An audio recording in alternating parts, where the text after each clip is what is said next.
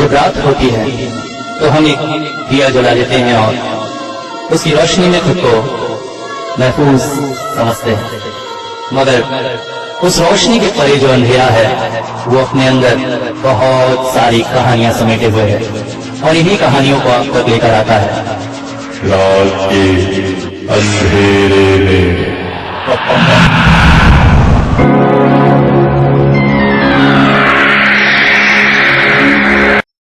दोस्तों, इस दुनिया में बहुत से रिश्ते हमें मिलते हैं, मगर वो सब ऊपर वाले के दिए हुए होते हैं।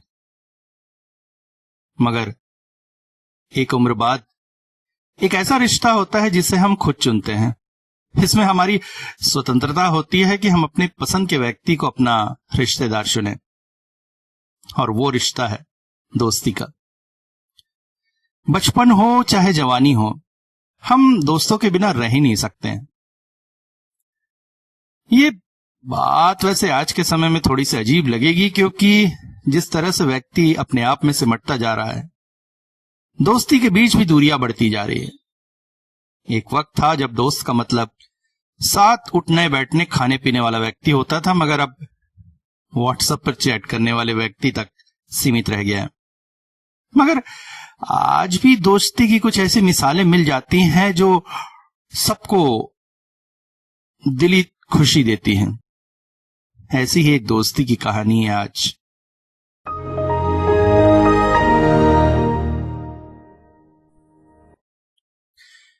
लैपटॉप खोलते ही डेट देखकर कुछ पुरानी यादें ताजा हो गई। मैं अपने ऑफिस का काम अक्सर रात को घर पर बैठकर करता हूं। ऑफिस लौटने के बाद घर में इतना शोर शराबा, गली मोहल्लों की आवाजें, ये सब मुझे बड़ा डिस्टर्ब करती हैं।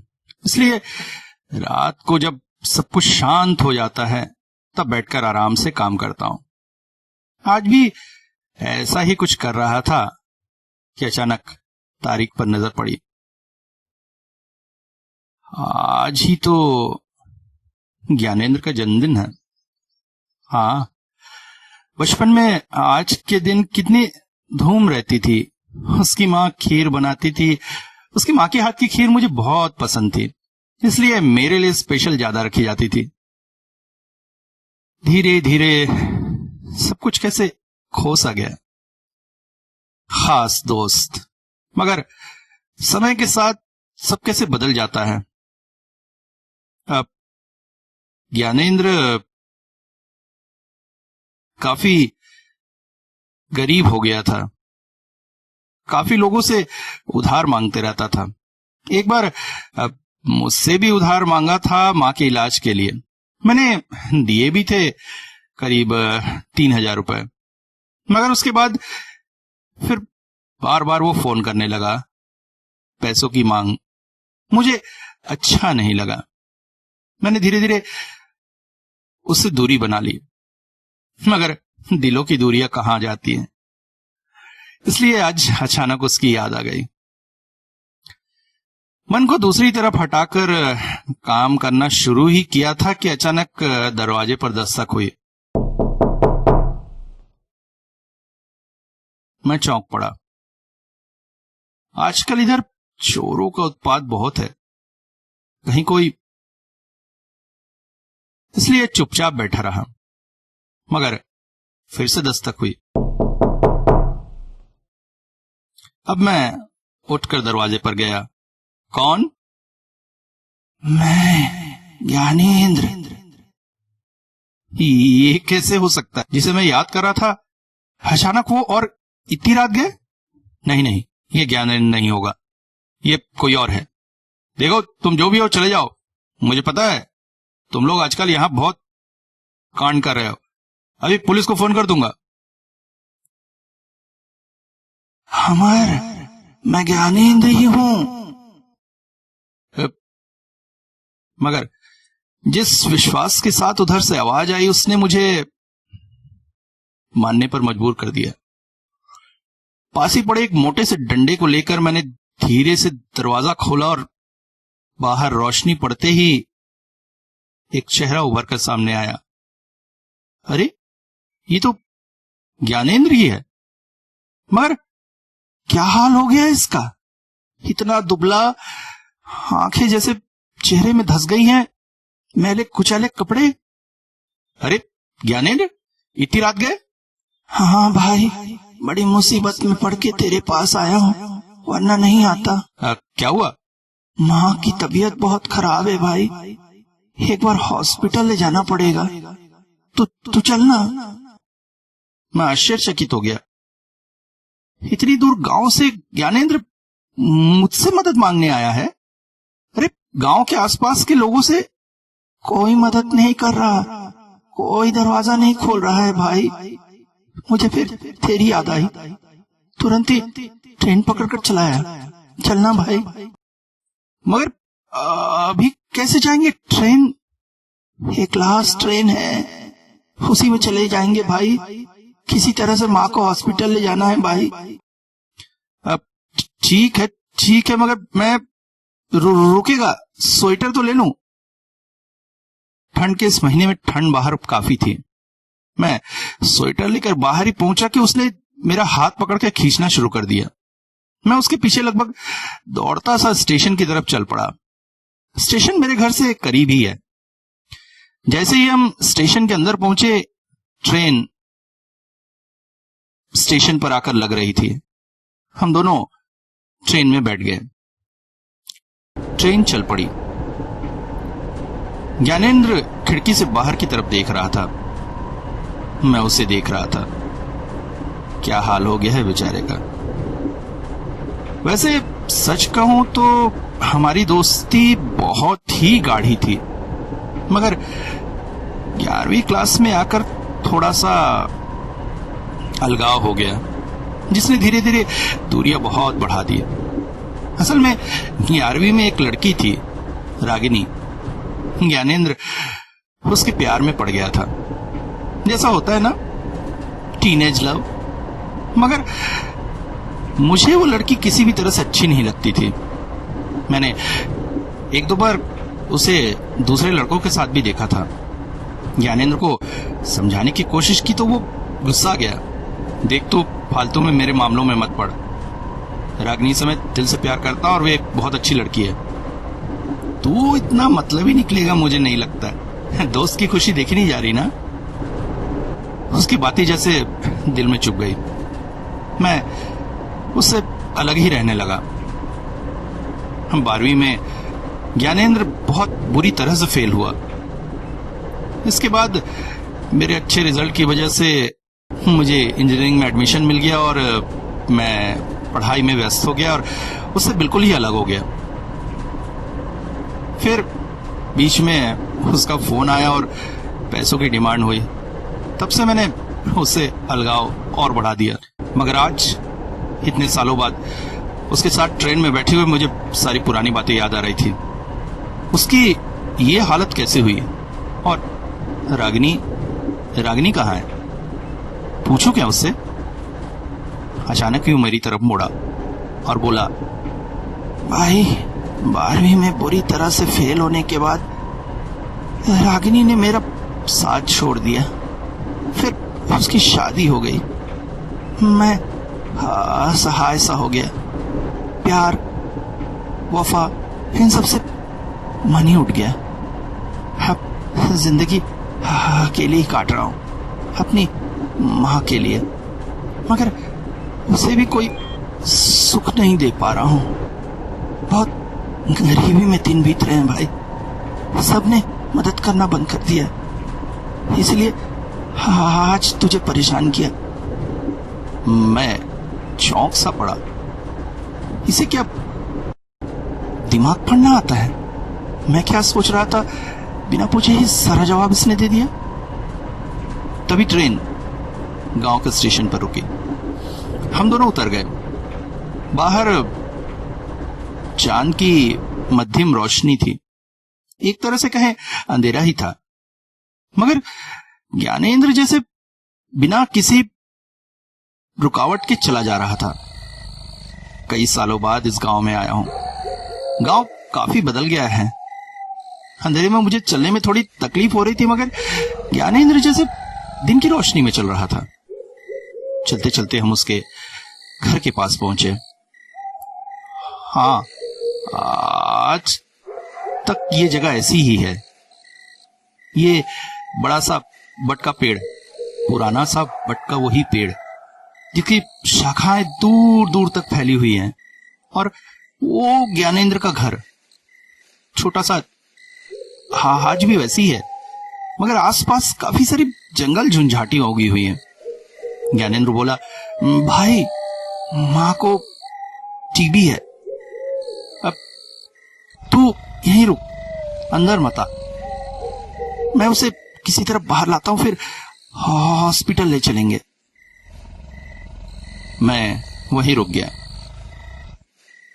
आसपास का वातावरण बहुत ही शांत सा।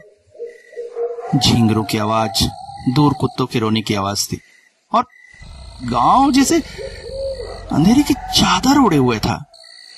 इतना सन्नाटा तो नहीं होता है। बिल्कुल लोग खिड़की दरवाजे ऐसे बंद करके सो रहे थे जैसे किसी चीज से डरे हुए हों। काफी देर तक खड़ा रहा मैं, मगर ज्ञानेंद्र नहीं आया। हाँ, आसपास की झाड़ी झुंझाटी से थोड़ा डर भी लग रहा था। सांप आप अगर निकल आया तो। थक हार कर मैंने आवाज लगाया, ज्ञानेंद्र, अरे ज्ञानेंद्र कहाँ गया? मगर कोई आवाज नहीं। अरे ज्ञानेंद्र। तभी मुझे ऐसा लगा जैसे बरगद के पेड़ पर कोई है। कौन होगा? हाँ, आसपास की परिस्थिति ने शायद मुझे भ्रमित कर दिया है। वैसे भूत प्रेतों में मेरा विश्वास नहीं है, डरता भी नहीं हूं मैं, मगर जैसी परिस्थिति थी उसमें थोड़ा सा डर तो लग रहा था।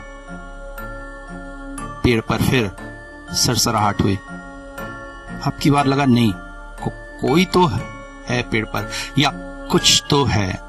तभी मेरे कंधे और सिर पर एक ठंडा स्पर्श महसूस हुआ। ये क्या था? मैंने हड़बड़ाकर ऊपर देखा, और ये क्या? ज्ञानेंद्र बरगद के पेड़ पर वहां क्या कर रहा है वो?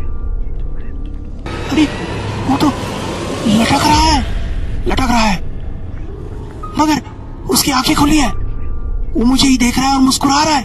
नहीं नहीं नहीं नहीं नहीं, ये कैसे हो सकता है? ज्ञानेंद्र, तू यहाँ क्या कर रहा था? तू यहाँ क्या कर रहा है? अब उतर वहां से। मैं तो सालों से यहाँ लटक रहा हूँ। एक भयानक सी हंसी। इस भयानक दृश्य को देखकर मैं अपना होश खोकर गिर गया। होश खुली तो अभी तक अंधेरा था, मगर थोड़ा कम। समझ में आ रहा था भोर होने वाली है। तभी पास में एक बूढ़े से व्यक्ति को खड़ा पाया जो मुझे देख रहा था। हड़बड़ाकर उठ गया। कौन हो बेटा? इस जगह क्या कर रहे हो? यहाँ रात में कोई आता जाता नहीं है। जाओ यहाँ से जाओ। मैंने एक सांस में ही सारी बातें उसे बता डाली। सुनकर थोड़ा गंभीर होकर वो बोला, तुम उसके बहुत अच्छे दोस्त लगते हो, तभी जान बच गई, वरना कोई भी जिंदा नहीं बचता। क्या मतलब? अरे बेटा, बड़ी दुखद कहानी है उसकी। अच्छा लड़का था, माँ बाप का इकलौता, मगर हो रागिनी लड़की के चक्कर में पड़ गया। पढ़ाई लिखाई हुई नहीं, लड़की भी शादी करके दूसरी जगह चली गई।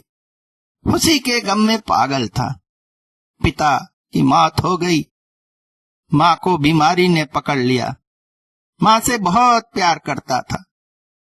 पढ़ा लिखा था नहीं, सो काम काज भी नहीं था। अब लोगों से उधारी लेकर माँ का इलाज करा रहा था। यहीं ग्रामीण योजनाओं में मजदूरी करता था, मगर शहर के कुछ महाजनों से पैसे उधार लिए थे। उसके गुंडे आकर अक्सर वहां झगड़ा लड़ाई करते थे, इसलिए वहां से भी काम से निकाल दिया गया। गांव के लोगों से इतना उधारी ले लिया था कि लोग मांगते मांगते तंग आ गए थे। इस वजह से उसे जात बाहर सा कर दिया था। गांव का कोई भी उससे बात ना करता, संपर्क न रखता। एक रात उसकी माँ की बहुत तबीयत खराब हुई। वो लोगों से मदद मांगने घर घर गया। काका काका दरवाजा खोलो, माँ की तबीयत खराब है काका। दीनू चाचा मदद करो, थोड़ी माँ को हॉस्पिटल ले जाना है। रहीम अरे तू तो मेरे दोस्त है यार, ठीक है तेरे पैसे दे दूंगा, मेरी मदद कर। रात भर लोगों के दरवाजे खटखटाता रहा, मगर किसी ने भी उसकी मदद न की। सवेरे उसकी माँ की मौत हो गई। बड़ा सदमा पहुंचा उसे। इसी बट के पेड़ से फांसी लगाकर आत्महत्या कर ली थी उसने। उफ, कहानी सुनकर जैसे मेरा दिल फट सा पड़ा।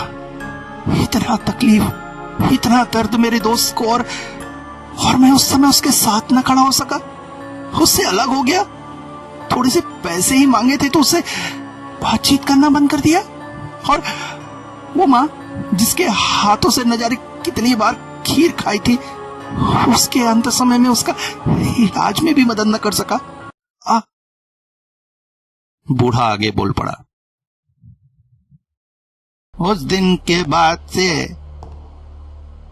जिस रात को उसने फांसी लगाई थी, उस रात गांव में हर किसी के दरवाजे पर दस्तक होती है।